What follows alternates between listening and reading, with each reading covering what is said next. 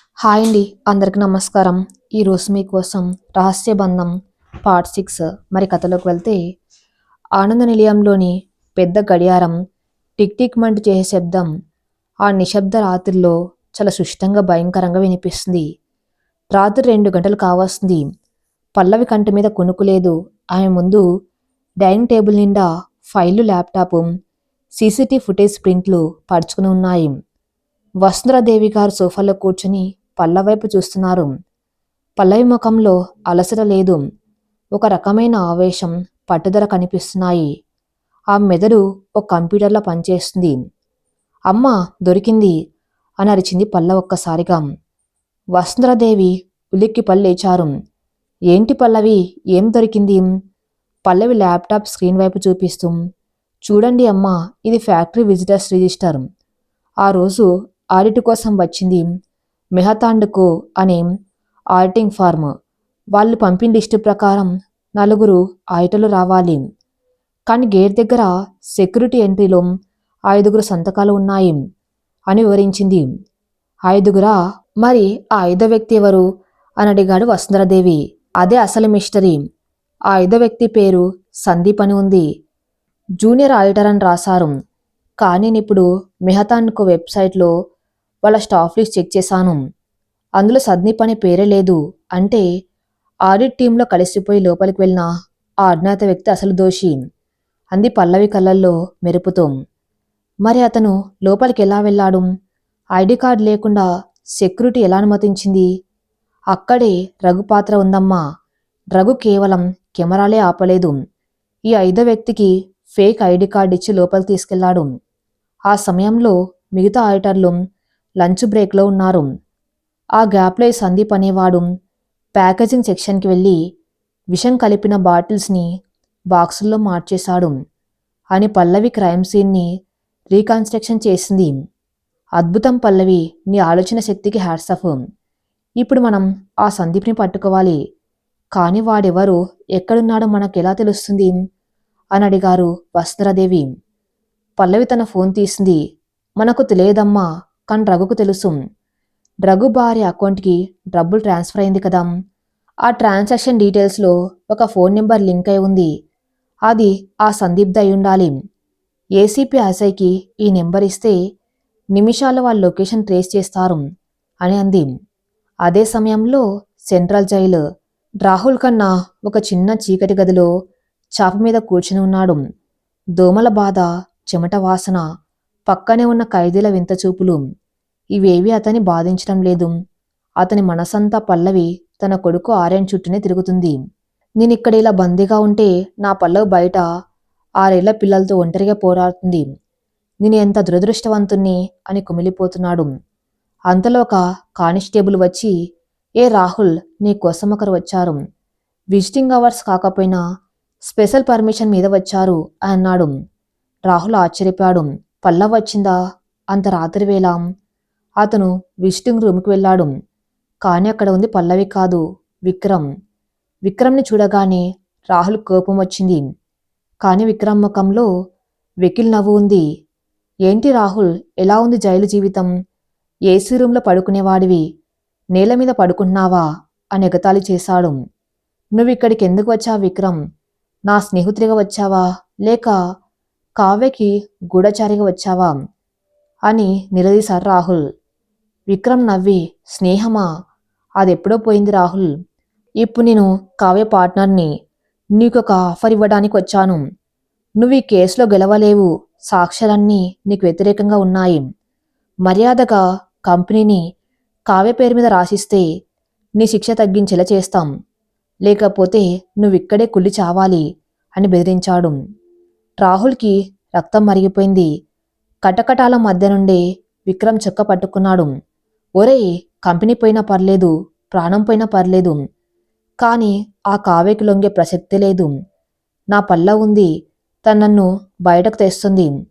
అప్పుడు మీ ఇద్దరి అంతం చూస్తాను అని గర్జించాడు. విక్రమ్ విదిలించుకొని, చూద్దాం, రేపు ఉదయానికల్లా నీ పల్ల ఓడిపోతుంది. అప్పుడు నువ్వే కాలబేరానికి వస్తావు అని వెళ్ళిపోయాడు. రాత్రి 3 గంటలు. ఏసీపీ అజయ్ టీం అలర్ట్ అయింది. పల్లవిచ్చిన ఫోన్ నెంబర్ ఆధారంగా సందీప్ లొకేషన్ ట్రేస్ చేశారు. అతను సిటీ అవుట్స్కట్స్లో ఉన్న ఒక లాడ్జిలో ఉన్నాడు. ఉదయం నేపాల్ పారిపోవడానికి సిద్ధమవుతున్నాడు. పల్లవి, వసుంధరాదేవి, అజయ్ టీం ఆ లాడ్జి దగ్గరికి వెళ్లారు. పల్లవి కారులోనే ఉంది. పోలీసులు లాడ్జిని చుట్టుముట్టారు. Room number 204. పోలీసులు తలుపులు బద్దలు కొట్టి లోపలికి వెళ్లారు. అక్కడ ఒక యువకుడు సూట్ కేస్ సర్దుకుంటూ ఉన్నాడు. పోలీసులను చూడగానే కిటికీలోంచి దూకబోయాడు. కానీ అజయ్ అతని కాళ్ళు పట్టుకొని లాగి ఒక్కటి పీకాడు. పేరేంట్రా అని అడిగాడు అజయ్. సందీపు. కాదు కాదు, జగన్ అని తడబడుతూ చెప్పాడు ఆ యువకుడు. అజయ్ అతను లాక్కుంటూ కిందకు తీసుకొచ్చాడు. పల్లవి కారు దిగి అతని దగ్గరకు వచ్చింది. ఆమె కళ్ళల్లో నిప్పులు ఉన్నాయి. నువ్వేనా? డబ్బు కోసం అమాయకుల ప్రాణాలతో ఆడుకున్నది నువ్వేనా? ఎవరి కోసం చేశావు చెప్పు అని గట్టిగా అడిగింది. జగన్ భయంతో వణికిపోయాడు. మేడం, నాకు తెలియదు. నాకు డబ్బు అవసరం ఉంది. ఒక మేడం ఫోన్ చేసి ఈ పని చేయమన్నారు. రఘుగారు హెల్ప్ చేశారు అని నిజం కక్కాడు. ఆ మేడం పేరేంటి? కావ్య. కావ్య మేడం అని చెప్పాడు జగన్. పల్లవి వసుంధరాదేవి వైపు చూసింది. విన్నారు కదమ్మా, మన అనుమానం నిజమైంది. అతన్ని వెంటనే మెజిస్ట్రేట్ ముందు హాజరుపరిచి స్టేట్మెంట్ రికార్డ్ చేయించాలంది. ఉదయం 8 గంటలు, 24 గంటల గడువులో ఇంకా 2 గంటలు మిగిలి ఉన్నాయి. పోలీస్ కమిషనర్ ఆఫీస్ ముందు మీడియా కిక్కిరిసి ఉంది. రాహుల్ ఖన్నా కేసులో ఊహించని మలుపు తిరిగింది అని బ్రేకింగ్ న్యూస్ వస్తుంది. పల్లవి ప్రెస్ మీట్కి వచ్చింది. ఆమె పక్కన ఏసీపీ అజయ్ మరియు ముఖానికి ముసుగు వేసిన జగన్ ఉన్నారు. పల్లవి మైక్ అందుకుంది. నిన్న రాహుల్ ఖన్నా గారిని ఒక దోషిలా చూసిన సమాజం ఈరోజు ఆ దోషులెవరో తెలుసుకోవాలి. ఆర్కే ఫార్మా మందుల్లో విషం కలిపింది రాహుల్ గారు కాదు. అంతర్జాతీయ కుట్రలో భాగంగా కావ్య అనే మహిళ ఈ పని చేయించింది. దానికి సాక్ష్యం ఇతను జగన్. ఇతను ఫేక్ ఆడిటర్గా లోపలికి వెళ్ళి మందులు మార్చాడు అని చెప్పింది. ఏసీపీ అజయ్ జగన్ ముసుగు తీశాడు. జగన్ మీడియా ముందు జరిగిందంతా పూసగుచ్చినట్టు చెప్పాడు. కావ్య తనతో మాట్లాడిన కాల్ రికార్డింగ్స్, బ్యాంక్ ట్రాన్సాక్షన్స్ అన్నీ పోలీసులకు ఇచ్చాడు. మీడియా ఒక్కసారిగా అప్రమత్తమైంది. కావ్య ఎవరు? రాహుల్ ఖన్నా మాజీ బిజినెస్ పార్ట్నరా అని ప్రశ్నల వర్షం కురిపించారు. పల్లవి గంభీరంగా, ఆమె రాహుల్ గారిని నాశనం చేయడానికి కంకణం కట్టుకున్న ఒక నేరస్తురాలు. పోలీసులు ఆమె కోసం లుకౌట్ నోటీస్ జారీ చేశారు అని చెప్పింది. ఈ వార్త టీవీలో చూసిన కావ్యకి పిచ్చెక్కినంత పనైంది. చీ, ఆ జగన్ గారు దొరికిపోయాడా? అంత నాశనమైంది అని తలపట్టుకుంది. మార్క్ అప్పటికి పారిపోయాడు. కావ్య ఇప్పుడు ఒంటరిదైంది. ఉదయం 10 గంటలు కోర్టు రాహుల్కి బెయిల్ మంజూరు చేసింది.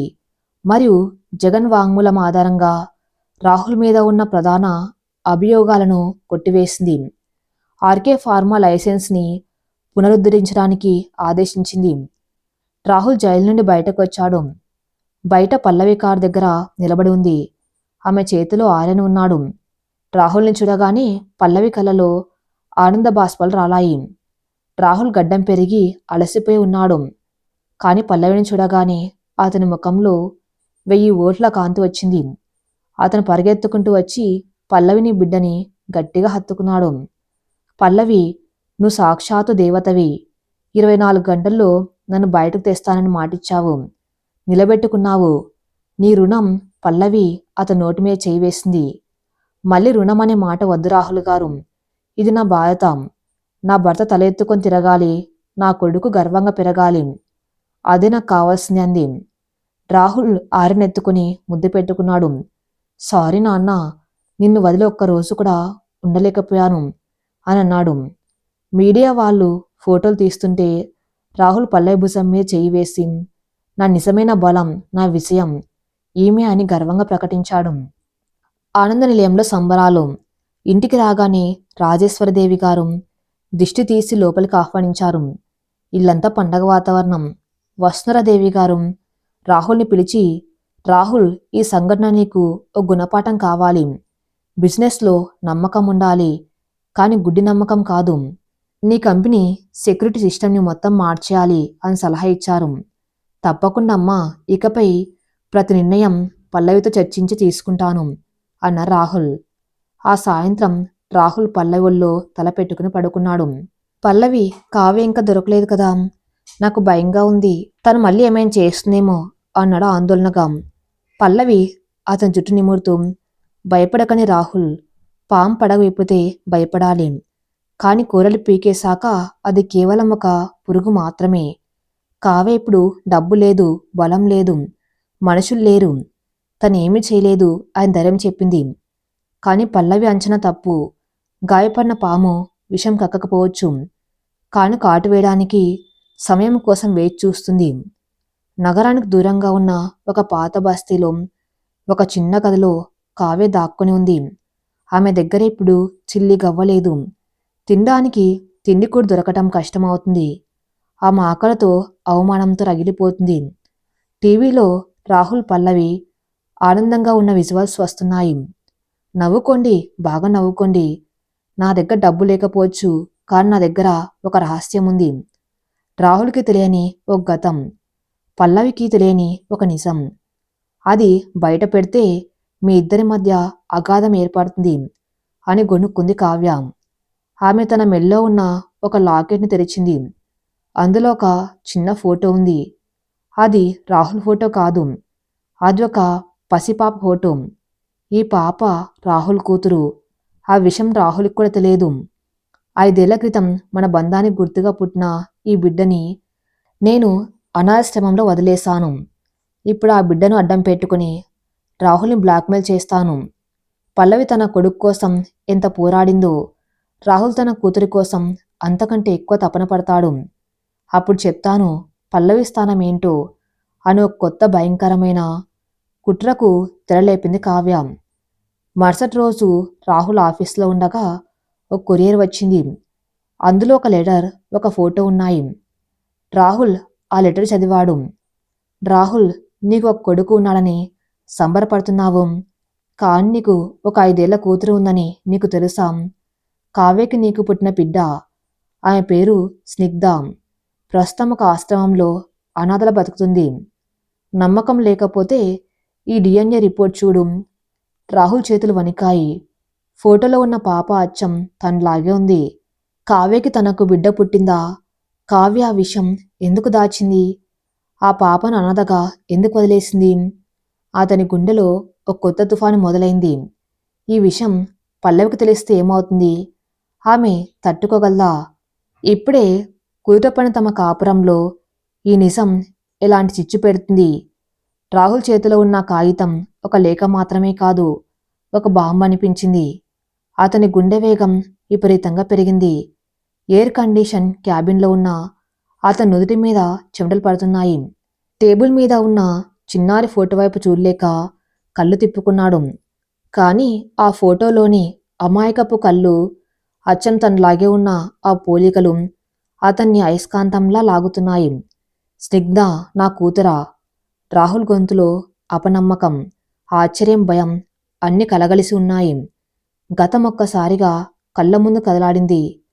5 ఏళ్ల క్రితం కావ్యతో తన సాన్నిహిత్యం. ఆ రోజుల్లో కావ్య లండన్ వెళ్తానని చెప్పి కొన్ని నెలలు మాయమవటం. అప్పుడు తన చదువు కోసం వెళ్ళిందనుకున్నాడు. కాని తను వెళ్ళింది ప్రసవం కోసమా? బిడ్డను కని అనాథాశ్రమంలో వదిలేసి మళ్ళీ ఏం తెలియనట్లు తన జీవితంలోకి వచ్చిందా? ఎంత రాక్షసివి కావ్య! ఒక బిడ్డను కన్నావన్న నిజం దాచావు.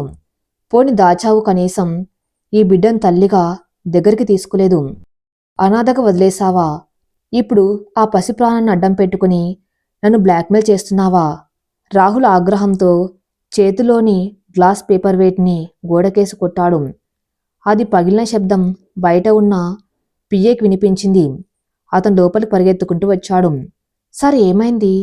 రాహుల్ వెంటనే తేరుకున్నాడు. ఆ ఫోటోని, లెటర్ని ఫైల్ కింద దాచాడు. ఏమీ లేదు, చేయి జారి పడింది, నువ్వెళ్ళు అని పంపించేశాడు. రాహుల్ కుర్చీలో వెనక్కి వాలాడు. ఇప్పుడు తను ఏం చేయాలి? ఈ విషయం పల్లవికి చెప్తే ఇప్పుడే కుదిరపడిన తమ కాపురంలో ఇది ఎలాంటి తుఫాను సృష్టిస్తుంది? కావ్య అంటే పల్లవికి అసహ్యం. అలాంటిది కావ్య రక్తం పంచుకొని పుట్టిన బిడ్డను పల్లవి స్వీకరిస్తుందా? లేక తనను మళ్ళీ అనుమానిస్తుందా? సాయంత్రం ఆనంద నిలయంలో పల్లవి తన కొడుకు ఆర్యన్ని ఉయ్యల్లో వేసి జోలపాడుతుంది. పక్కనే వసుంధరాదేవి గారు కూర్చుని ఉన్నారు. పల్లవి ముఖంలో ఒక ప్రశాంతత ఉంది. కాని ఆ ప్రశాంతత ఎంతోసేపు ఉండదని ఆమెకు తెలియదు. రాహుల్ ఇంటికొచ్చాడు. అతని నడకలో ఎప్పుడు ఉండే ఉత్సాహం లేదు. ముఖం వాడిపోయి ఉంది. కళ్ళల్లో ఏదో దొంగచూపు. పల్లవి వెంటనే గమనించింది. ఆమె రాహుల్ దగ్గరికి వెళ్ళి అతని చేతిలో ఉన్న బ్రీఫ్ కేస్ తీసుకుంది.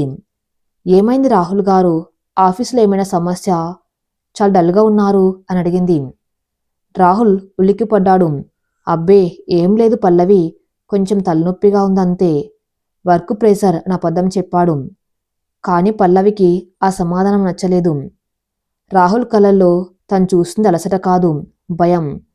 కానీ ఇప్పుడు నిలదీయటం ఎందుకని మౌనంగా ఉండిపోయింది. వెళ్ళి ఫ్రెష్ అవ్వండి, కాఫీ ఇస్తానంది. రాహుల్ గదిలోకి వెళ్తూ వెనక్కి తిరిగి ఉయ్యల వైపు చూశాడు. ఆర్యన్ నిశ్చింతగా నిద్రపోతున్నాడు. తనకిక్కడ ఓ కొడుకు ఉన్నాడు. రాజమర్యాదలతో పెరుగుతున్నాడు. కాని అక్కడెక్కడో తన కూతురు తల్లిదండ్రులు ఉన్న అనాథగా పెరుగుతుంది. ఆ ఆలోచన అతన్ని పిండేసింది. మరుసటి రోజు ఉదయం రాహుల్ ఆఫీస్కి వెళ్తున్నానని చెప్పి బయలుదేరాడు. కాని కారు ఆఫీస్ వైపు వెళ్ళలేదు. నగర శివర్లలో ఉన్న కర్ణ నిలయం అనే అనాథాశ్రమం వైపు మళ్ళింది. అదొక పాత భవనం. గోడల పెంచులు ఊడిపోయి ఉన్నాయి. గేటు తుప్పుపట్టి ఉంది. లోపల ప్రాంగణంలో కొంతమంది పిల్లలు మాసిన బట్టలతో ఆడుకుంటున్నారు. ఆ దృశ్యం చూసి రాహుల్ మనసు ద్రవించింది. తన బిడ్డ ఇక్కడుందా? రాహుల్ లోపలికి వెళ్ళి వార్డెన్ని కలిశాడు. ఆమె పేరు సిస్టర్ అగ్నేస్. సిస్టర్, నేను రాహుల్ కన్నా ఒక సమాచారం కోసం వచ్చాను. 5 ఏళ్ల క్రితం ఇక్కడెవరైనా ఒక ఆడపిల్లను వదిలి వెళ్లారా అని అడిగాడు. తన గొంతు వణుకుతూ ఉండగా సిస్టర్ అగ్నేస్ రిజిస్టర్ తీసింది. 5 ఏళ్ల క్రితం అంటే? అవును సార్. ఒక రిచ్ లేడీ వచ్చింది. ముఖానికి స్కార్ఫ్ కట్టుకుంది. ఒక పసిపాపను గేట్ దగ్గర వదిలి డబ్బు కవర్ ఇచ్చి వెళ్ళిపోయింది. ఆ పాప పేరు స్నిగ్ధ అని ఆ కవర్ మీద రాసి ఉంది అని చెప్పింది. ఆ పాప ఇప్పుడిక్కడ ఉందా? రాహుల్ ఆతురతగా అడిగాడు. ఉంది సార్. పాపం చాలా సైలెంట్గా ఉంటుంది. ఎవరైనా దత్తత తీసుకుంటారేమో అని చూశాం, కానీ ఆ పాపకు ఒక చిన్న సమస్య ఉంది. మాటలు సరిగ్గా రావు. భయం వల్ల నత్తి మాట్లాడుతుంది. అందుకే ఎవరు తీసుకెళ్లలేదు అంది సిస్టర్. రాహుల్ గుండె పగిలినట్లయింది. నేను ఆ పాపను చూడొచ్చా? సిస్టర్ అతన్ని గార్డెన్ వైపు తీసుకెళ్ళింది. అక్కడ ఒక చెట్టు కింద ఒంటరిగా కూర్చుని మట్టిలో ఆడుకుంటున్న ఒక చిన్నారిని చూపించింది. ఆ పాపకు జుట్టు సరిగ్గా దువ్వలేదు. బట్టలు చిరిగిపోయి ఉన్నాయి. కాని ముఖంలో మాత్రం అచ్చం తన తల్లి రాజేశ్వరీదేవి గారి పోలికలు. ఆ కళ్ళు, ఆ ముక్కు, సందేహం లేదు, అది తన రక్తమే. రాహుల్ కళ్ళలో నీళ్లు సుళ్ళు తిరిగాయి. అతను నెమ్మదిగా ఆ పాప దగ్గరికి వెళ్ళాడు. స్నిగ్ధ అని పిలిచాడు. ఆ పాప తల ఎత్తి చూసింది. కొత్త వ్యక్తిని చూడగానే భయంతో వెనక్కి జరిగింది. ఆ భయం రాహుల్ని మరింత బాధపెట్టింది. భయపడకమ్మా, నేను నేను రాహుల్కి నాన్న అని చెప్పుకోవడానికి గొంతు పెగల్లేదు. ఒక తండ్రిగా తను విఫలమయ్యాడు అనిపించింది. అతను జోబులోంచి ఒక చాక్లెట్ తీసిచ్చాడు. పాప ఆశగా చూసింది, కానీ తీసుకోలేదు. సిస్టర్ సైగ చేయటంతో తీసుకుంది. రాహుల్ ఆ పాపను గట్టిగా హత్తుకోవాలనుకున్నాడు. కానీ ఇప్పుడు తనెవరో తెలిస్తే, రేపు మళ్ళీ వదిలేసి వెళ్తే ఆ పాప తట్టుకోలేదని ఆగాడు. సిస్టర్, ఆ పాప బాధ్యత ఇక నాది. ఈ పాపకు కావలసినవన్నీ నేను చూసుకుంటాను. త్వరలోనే లీగల్గా అడాప్ట్ చేసుకుంటాను. అప్పటి వరకు ఈ పాపను ప్రత్యేకంగా చూసుకోండి అని చెప్పి ఆశ్రమానికి పెద్ద మొత్తంలో చెక్ ఇచ్చి వచ్చేశాడు. కానీ వెళ్ళేటప్పుడు ఆ పాప తన వైపు చూసిన ఆ చూపు రాహుల్ని వెంటాడింది. రాహుల్ కారులో ఇంటికి వస్తూ ఉండగా కావ్య నుండి ఫోన్ వచ్చింది. ఎలా ఉంది రాహుల్ నీ కూతురు? చూసావా, పాపం కదా. నీ కోటలో నీ కొడుకు ఏసులో పడుకుంటే నీ కూతురు దోమల్లో పడుకుంటుంది. చాలా అన్యాయం కదా అని వెటకారంగా మాట్లాడింది. కావ్య, నువ్వు మనిషివి కాదు. నీ కడుపున పుట్టిన బిడ్డను అలా ఎలా వదిలేశావు అని అరిచాడు రాహుల్. నాకు సెంటిమెంట్ లేవు రాహుల్. ఆ బిడ్డ నాకు అప్పుడు ఒక అడ్డంకి, ఇప్పుడు ఒక అవకాశం. విను, నువ్వు గనక నీ ఆస్తిలో సగం వాటా నా పేరు మీద రాయకపోతే నేను మీడియా ముందుకు వచ్చి రాహుల్ ఖన్నాకి అక్రమ సంతానముంది, ఆ బిడ్డను అనాథగా వదిలేశాడు అని సాక్ష్యాలతో సహా బయట పెడతాను. అప్పుడు నీ పతివ్రత భార్య పల్లవి నేనెలా చూస్తుందో ఊహించుకో అని బ్లాక్మెయిల్ చేసింది. నువ్వేం చేసినా సరే ఆ పాపను నేను తీసుకెళ్తాను అన్నారు రాహుల్. తీసుకెళ్ళు, కాని పల్లవికి నిజం చెప్పగలవా? ఇది నా మాజీ ప్రేమికురాలి బిడ్డ అని చెప్తే ఆమె ఆ బిడ్డను ప్రేమిస్తుందా లేదా ద్వేషిస్తుందా? నీ కాపురం కూలిపోవటం ఖాయం రాహుల్ అని ఫోన్ పెట్టేసింది కావ్య. రాహుల్ స్టీరింగ్ మీద తల బాదుకున్నాడు. నిజమే, పల్లవికి నిజం తెలిస్తే తట్టుకోలేదు. కావ్య రక్తం అంటేనే ఆమెకు అసహ్యం. ఇప్పుడు ఆ బిడ్డను ఇంటికి తీసుకెళ్తే రోజు కావ్యను చూసినట్టే ఉంటుంది. పల్లవి మనశ్శాంతి పోతుంది. అలా అని బిడ్డను అక్కడ వదిలేయలేడు. రాహుల్ రెండు కత్తుల మధ్య ఇరుక్కున్నాడు. రాత్రి ఇంటికి వచ్చాక రాహుల్ చాలా డిస్టర్బ్గా ఉన్నాడు. భోజనం కూడా సరిగ్గా చేయలేదు. బాల్కనీలో నిలబడి సిగరెట్ కాలుస్తున్నాడు. నిజానికి మానేశాడు, కానీ టెన్షన్ తట్టుకోలేక మళ్ళీ మొదలుపెట్టాడు. పల్లవి వెనక నుండి వచ్చింది. సిగరెట్ పొగ చూసి ఆమె కోపం, బాధ రెండు వచ్చాయి. రాహుల్ గారు, ఏంటిది, మళ్ళీ మొదలుపెట్టారా? బాబుకి ఈ పొగ మంచిది కాదు అంది. రాహుల్ వెంటనే సిగరెట్ పారేశాడు. సారీ పల్లవి, తెలియకుండానే. పల్లవి అతని దగ్గరకు వచ్చి అతని కళ్ళలోకి సూటిగా చూసింది. రాహుల్ గారు, మన మధ్య దాపరికం ఉండకూడదని మనం ప్రమాణం చేసుకున్నాం. గత 2 రోజులుగా మీరు నరకం అనుభవిస్తున్నారు అని నాకు అర్థమవుతుంది. ఆఫీస్ సమస్య కాదు, ఇంకేదో ఉంది. కావ్య మళ్ళీ ఫోన్ చేసిందా అని అడిగింది. రాహుల్ ఉలిక్కిపడ్డాడు. పల్లవి ఊహ చాలా పదునైంది. పల్లవి, కావ్య. రాహుల్ తడబడ్డాడు. నిజం చెప్పేయాలా? చెప్పండి రాహుల్ గారు, తను ఏమైనా కొత్త సమస్య తెచ్చిందా? అవును పల్లవి, తను నా మీద ఒక నింద వేయాలని చూస్తుంది అని సగం నిజం చెప్పాడు. ఏమని? నాకు పెళ్లికి ముందే ఒక బిడ్డ ఉందని, ఆ బిడ్డను నేను వదిలేస్తానని ప్రచారం చేస్తానంటుంది అన్నారు రాహుల్ పల్లవి రియాక్షన్ గమనిస్తూ. పల్లవి గట్టిగా నవ్వింది. ఓహో, ఇదా ఆమె కొత్త నాటకం? ఎంత దిగజారిపోతుంది. డిఎన్ఏ టెస్టులు ఉన్నాయి కదా రాహుల్ గారు, మనం భయపడవలసిన అవసరం ఏముంది? ఆమె పిచ్చ కూతలు ఎవరు నమ్మరు. మీరు ఇలాంటి వాటికి టెన్షన్ పడకండి అంది ధైర్యంగా. రాహుల్ గుండె బరువెక్కింది. పల్లవికి తన మీద అంత నమ్మకం ఉంది. ఆ నమ్మకమే ఇప్పుడు తను చంపేస్తుంది. ఎందుకంటే కావ్య చెప్పింది అబద్ధం కాదు, నిజం. ఆ బిడ్డ ఉంది. అవును పల్లవి, నువ్వు చెప్పింది నిజమే. నేను టెన్షన్ పడకూడదు అని అబద్ధం చెప్పి లోపలికి వెళ్ళిపోయాడు. కానీ ఆ రాత్రి అతని కంటి మీద కునుకులేదు. 2 రోజులు గడిచాయి. రాహుల్ ఒక నిర్ణయానికి వచ్చాడు. స్నిగ్ధని ఎలాగైనా ఆశ్రమం నుండి మార్చి ఒక మంచి బోర్డింగ్ స్కూల్లో చేర్పించాలి. పల్లవికి తెలియకుండా ఆమెను రహస్యంగా పెంచాలి. అదే అందరికీ మంచిదనుకున్నాడు. రాహుల్ ఆఫీసులో ఉండగా రాజేశ్వరదేవి గారి నుండి అర్జెంట్ ఫోన్ వచ్చింది. రాహుల్, వెంటనే ఇంటికి రామ్. పల్లవి కళ్ళు తిరిగి పడిపోయింది. రాహుల్ గుండె ఆగినంత పనైంది. హుటాహుడ్న ఇంటికి వెళ్ళాడు. హాల్లో సోఫాలో పల్లవి పడుకుని ఉంది. డాక్టర్ వచ్చి చెక్ చేస్తున్నారు. పక్కన రాజేశ్వరదేవి, వసుంధరాదేవి ఆందోళనగా ఉన్నారు. ఏమైంది డాక్టర్ అడిగాడు రాహుల్ పరిగెత్తుకుంటూ వచ్చి. ఏం లేదు మిస్టర్ రాహుల్, బీపీ కొంచెం తగ్గింది. బహుశా స్ట్రెస్ వల్ల కావచ్చు. ఈ మధ్య ఏమైనా ఎక్కువగా ఆలోచిస్తున్నారా అని అడిగాడు డాక్టర్. పల్లవి కళ్ళు తెరిచింది. ఆమె చేతిలో ఒక ఎన్వలప్ ఉంది. అది చూసి రాహుల్కి కాళ్ళ కింద భూమి కదిలింది. అది అతను ఆఫీస్ డ్రాయర్లో దాచిన డిఎన్ఏ రిపోర్టు. రాహుల్ ఆఫీస్కి వెళ్ళినప్పుడు పల్లవి ఏదో ఫైల్ కోసం ఆఫీస్ బాయ్ని అడిగితే అతను పొరపాటున ఈ కవర్ని ఇంటికి పంపాడు. దాన్ని పల్లవి చూసింది. డాక్టర్ వెళ్ళాక గదిలో నిశ్శబ్దం ఆవరించింది. వసుంధరాదేవి గారి ముఖం గంభీరంగా ఉంది. రాజేశ్వరదేవి అయోమయంగా చూస్తున్నారు. పల్లవి మెల్లగా లేచి కూర్చుంది. ఆమె కళ్ళల్లో నీళ్ళేవు, ఒక శూన్యం ఉంది. ఆమె ఆ రిపోర్ట్ని రాహుల్ వైపు విసిరింది. ఇదేనా మీ స్ట్రెస్కి కారణం అని అడిగింది చాలా ప్రశాంతంగా. ఆ ప్రశాంతతే రాహుల్ని భయపెట్టింది. రాహుల్ తలదించుకున్నాడు. పల్లవి, నన్ను క్షమించు. నేను నీకు చెప్పాలనుకున్నాను.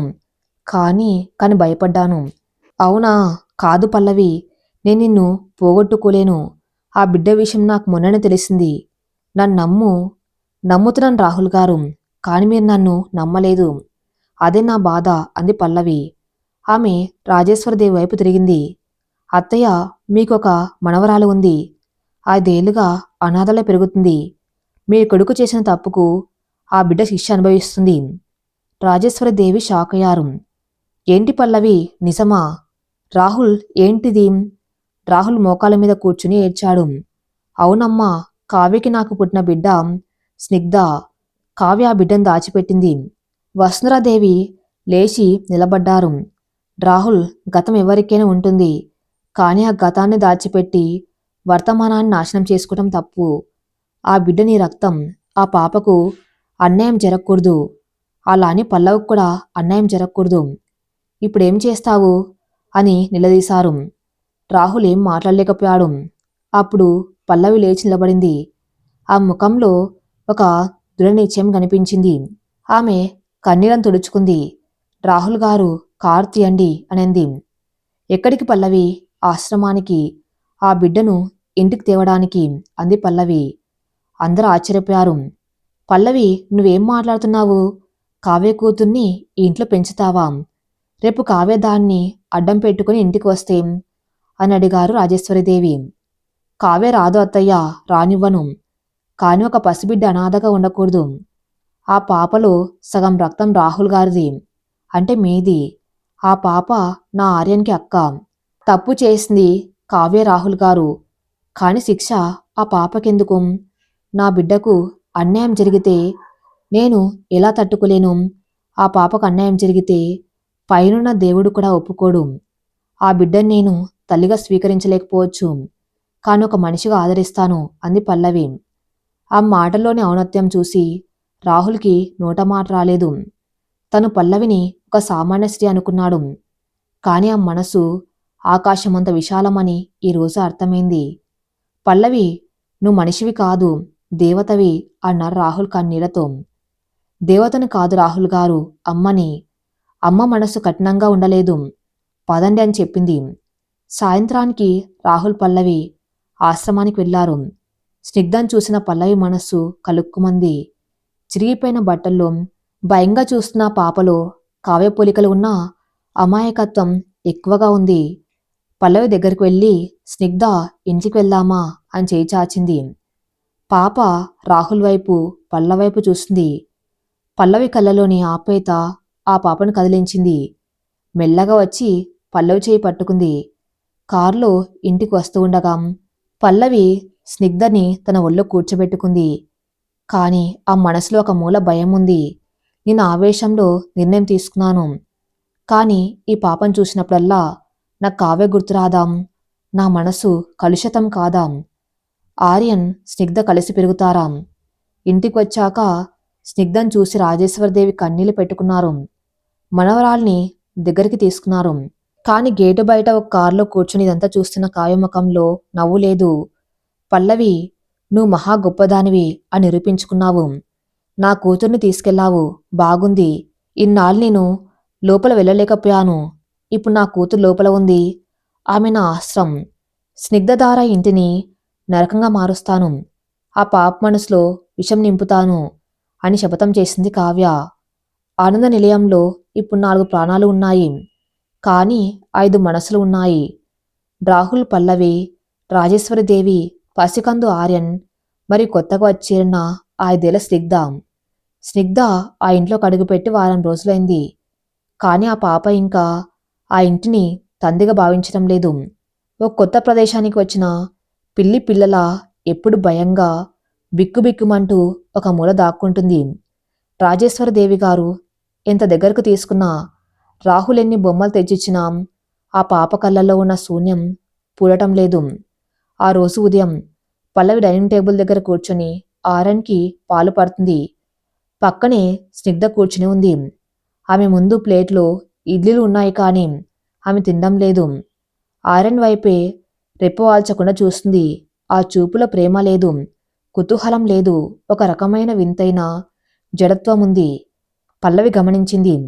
స్నిగ్ధ ఎందుకు తినడం లేదు తల్లి?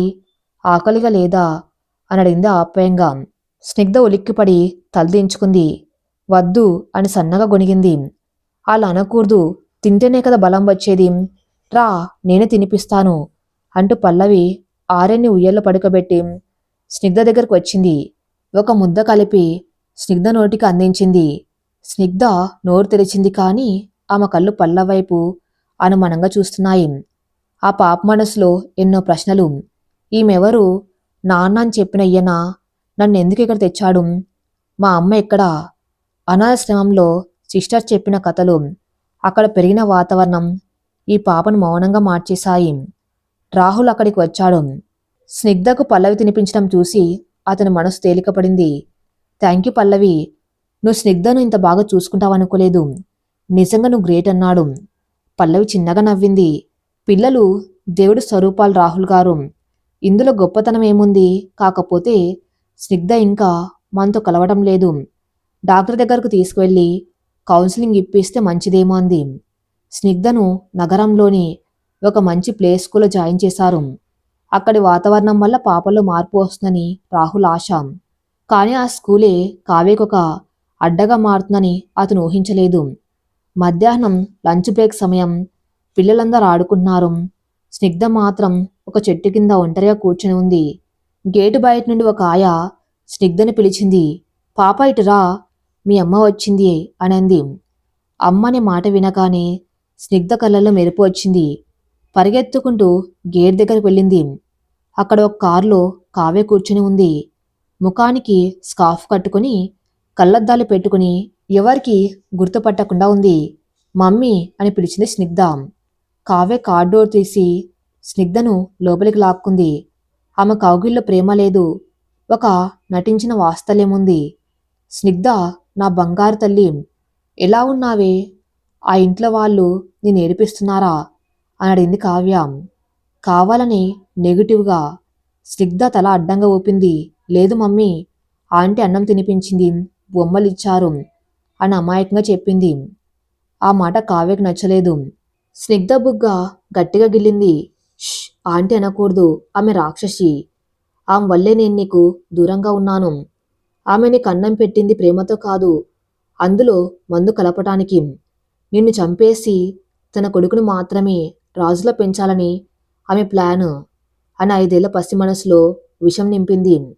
స్నిగ్ధ భయంతో వణికిపోయింది. నిజమా మమ్మీ? అవును, ఆ చిన్న పిల్లాడున్నాడు కదా, ఆర్యన్. వాడుంటే నీకు నాన్న ఆస్తి దక్కదు. నాన్న నిన్ను ప్రేమించడు. అందరూ వాణ్ణే ఎత్తుకుంటారు చూడు. నువ్వు వాణ్ణి కొట్టాలి, వాణ్ణి గిచ్చాలి. అవకాశం దొరికితే వాణ్ణి తోసేయాలి. అప్పుడే నాన్న నిన్ను ప్రేమిస్తాడు అని నూరిపోసింది కావ్య. ఒక తల్లి తన స్వార్థం కోసం కన్నబిడ్డను ఒక హంతకురాలిగా మార్చడానికి ప్రయత్నించడం ఎంతటి ఘోరం. కాని కావ్యలోని రాక్షసికి అవేం పట్టలేదు.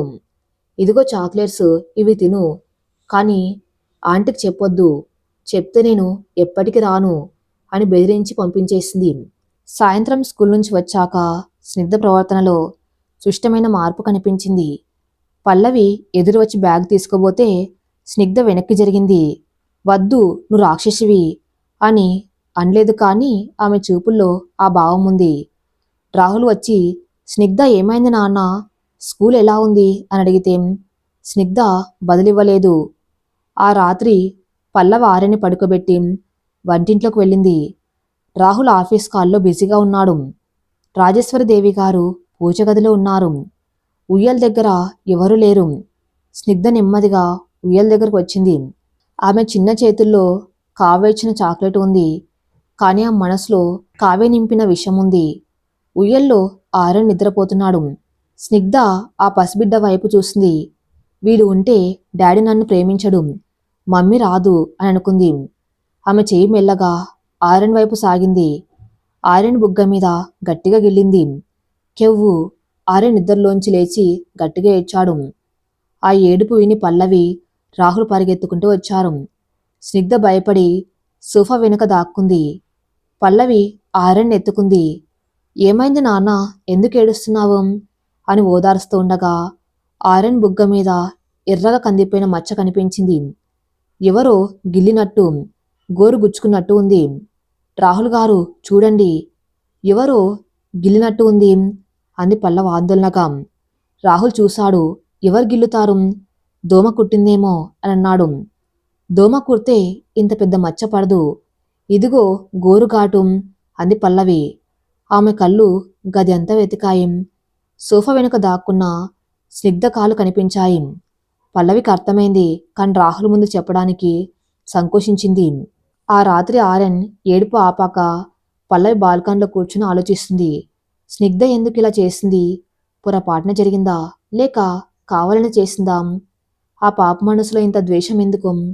రాహుల్ అక్కడికి వచ్చాడు. పల్లవి, ఏంటి ఆలోచిస్తున్నావు? ఆర్యన్ ఓకే కదా? ఓకే రాహుల్ గారు, కానీ నాకు స్నిగ్ధ గురించి భయంగా ఉంది.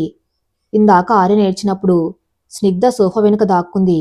ఆర్య బుగ్గ మీద ఘాటు స్నిగ్ధే పెట్టి ఉంటుందని నా అనుమానం అని చెప్పింది పల్లవి. రాహుల్ కొంచెం అసహనంగా, పల్లవి, నువ్వు మరీ అతిగా ఆలోచిస్తున్నావు. స్నిగ్ధ 5 ఏళ్ల పిల్ల. ఆ పాప గిల్లడం కొట్టడం ఏం తెలుస్తుంది? ఆర్యన్ అంటే ఆ పాపకి ఇష్టమే. బహుశా ఆడుకుంటూ తగిలిందేమో. దయచేసి చిన్నపిల్లల మధ్య భేదాలు చూడకు. స్నిగ్ధ కావ్య కూతురు అనే కారణంతో నువ్వు ఆమెను తప్పుగా అర్థం చేసుకున్నాయేమో అని అన్నాడు.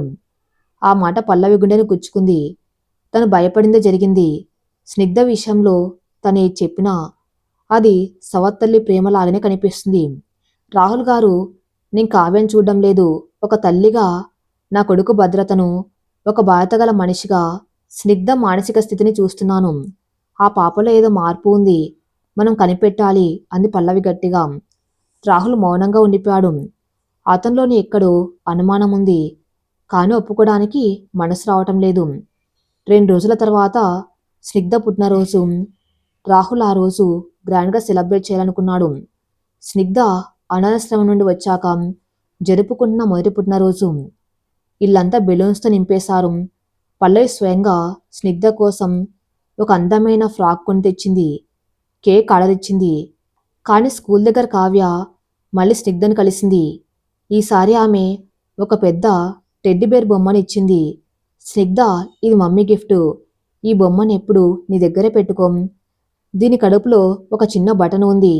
అది నొక్కితే నేను నీతో మాట్లాడతాను అని చెప్పింది. నిజానికి ఆ బొమ్మలో ఒక చిన్న స్పై కెమెరా మరియు స్పీకర్ ఉన్నాయి. కావ్య ఇంట్లో కూర్చుని ఆనంద నిలయంలో ఏం జరుగుతుందో చూడొచ్చు. మరో స్నిగ్ధకి ఇన్స్ట్రక్షన్స్ ఇవ్వచ్చు. సాయంత్రం పార్టీ మొదలైంది. స్నిగ్ధ కొత్త ఫ్రాక్ వేసుకుంది, కానీ ఆమె చేతిలో ఆ పాత టెడ్డీబేర్ బొమ్మను వదలడం లేదు. పల్లవ్ వచ్చి, స్నిగ్ధ, కేక్ కట్ చేద్దాం రామ్, ఈ బొమ్మ పక్కన పెట్టు అంది. స్నిగ్ధ గట్టిగా రిచింది. వద్దు, ఇది నాది, నువ్వు తీసుకోవద్దు. అందరూ ఆశ్చర్యపోయారు. స్నిగ్ధ పల్లవిని తోసేసింది. పల్లవి బ్యాలెన్స్ తప్పి వెనక్కి పడబోయింది. రాహుల్ పట్టుకున్నాడు. స్నిగ్ధ, ఏంటిది? మమ్మీ నీ మంచిగా చెప్పింది అని రాహుల్ గద్దించాడు. స్నిగ్ధ ఏడుస్తూ, ఈమె నా మమ్మీ కాదు, ఈమె రాక్షసి. నువ్వు నన్ను ప్రేమించవు, ఆరణ్యే ప్రేమిస్తావు అని అరిచింది. 5 ఏళ్ల పాప నోటి నుండి అంత స్పష్టమైన ద్వేషం రావటం చూసి రాజేశ్వరిదేవి నోరెళ్లబెట్టారు. రాహుల్కి కోపం వచ్చింది. చెయ్యెత్తాడు. రాహుల్ గారు వద్దు అని పల్లవడ్డుకుంది. ఆమె స్నిగ్ధ దగ్గరకు మోకాల మీద కూర్చుంది.